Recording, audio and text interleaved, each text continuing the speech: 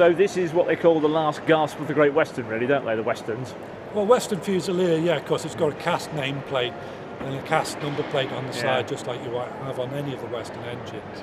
And of course, they think of it in those terms, but actually using diesel hydraulics on a discrete system on the network at the point where you're trying to test out the diesel locomotive, fully, wasn't a bad idea, really. The warships were certainly very powerful. Of course, to this day, if you go into Europe, you'll find warships working trains. Yeah. So it wasn't a bad idea.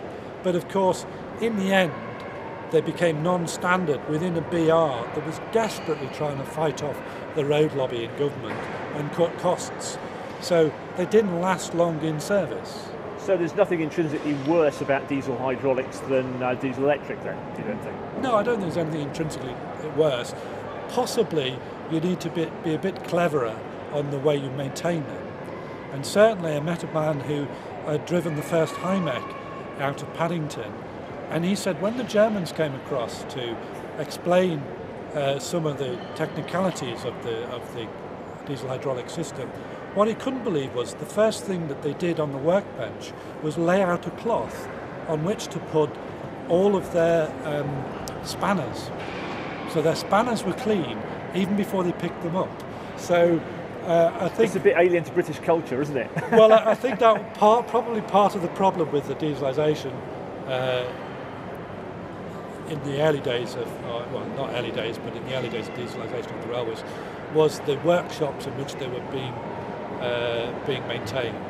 And there are tales of Deltics being fixed with somebody holding a flare lamp. So, basically different concept. But of course, these were marvellous machines in terms of power when they got going. But of course, they didn't really last very long in service. So, from British terms, they were a dead end. So it's just but they are a Swindon design, aren't they? That makes them a little bit different, really, doesn't it? So. Well, it's Misha Black. I mean, it's restyled. It's the same as the HST, which is restyled by an industrial designer. In this case, Misha Black restyles it and makes it look this kind of funky styling. And they tried everything. Sand livery and all the rest of it, desert sand. But I mean, as a concept, because there's plenty of hydraulics around now, they're all in units. But in BR.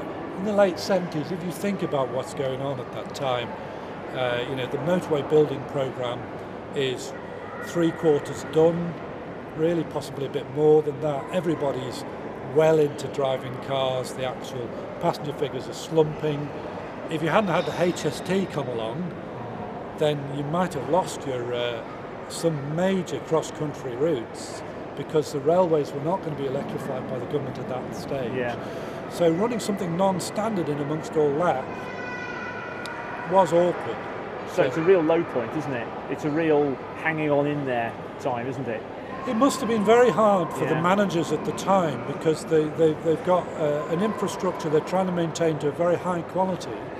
They've got rolling stock that's getting long in the tooth. There's no chance of going down the road of electrification, which they know large parts of Europe are going down that road at that stage. And what the whispers are down the corridors of power is, well, really, guys, do we need all this?